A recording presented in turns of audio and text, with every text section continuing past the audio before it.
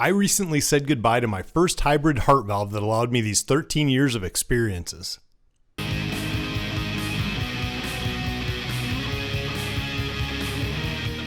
Years ago, my native mitral valve was replaced with a hybrid bovine valve.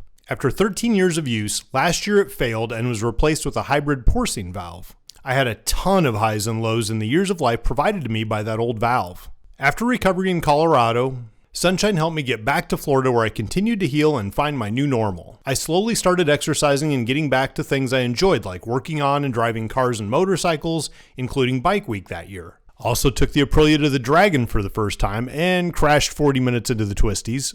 I took one last ride on New Year's Day down A1A before we moved to Texas. A year after surgery, I turned my notes into my first book, Bouncing Off Guardrails. I bought a new guitar to play at Sis's wedding in Colorado. While there, I bought a Les Paul and later a Marshall amp from my buddy. I bought a new BMW S1000RR and sold the old Aprilia. Sunshine got a new VW wagon just in time to haul our new Furball Baron around that we just picked up that same month. We'd all go to lakes, parks, the beach, or just for a drive. Went to Colorado, to Iowa. Sunshine and I also took other trips ourselves. I had the Sportster, but started building a new chopper. Sold the goat, bought my first new car ever, a Cadillac CTS-V coupe, installed radar and thermal vision, finished the chopper, rode it with Pick to Daytona Beach. The next week, ran the S1K at my first Texas mile and hit 167 miles an hour. We left the apartment, bought a house in time to celebrate our first Christmas there, started prepping for a cross-country ride on the S1K. And the next April, I broke the record for coast-to-coast motorcycle, ripping from San Diego to Jackson 33 hours and 10 minutes. I finished my second book, No Limits, No Regrets, about the cross-country ride.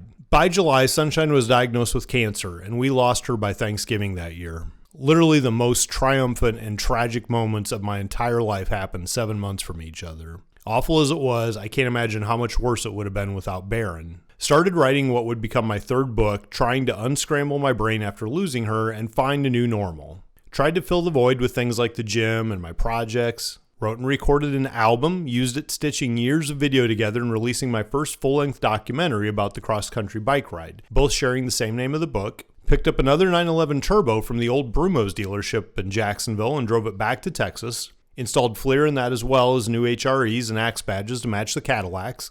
Tried to make annual visits to Colorado to rip through the Rockies in either a car or on a bike, including one trip with the new Aprilia RSV4 I bought. Got back to Texas and a couple weeks later got a 7-point buck with it in the hill country, totaled the bike, and somehow walked away from a normally fatal wreck and was partying in Austin that afternoon. Happy to dodge the Reaper once again, I celebrated by upgrading to the bigger, faster 1100 RSV4. Continued upgrades to the S1K for the Texas Mile, eventually hitting 193.3 miles an hour on it, as well as starting to take it to COTA for track days and the California Superbike schools. Even got to knee dragon status. A lot more tattoos, a lot more concerts. Bought a stand-up paddleboard to take Baron to the lake, and took him on a road trip that December to Florida when I started realizing the valve was about ready to give up the ghost. While there, I finished editing the Sunshine book, by far my best work, and released it shortly after returning to Texas to honor her memory and hopefully help others appreciate life more like she'd taught me.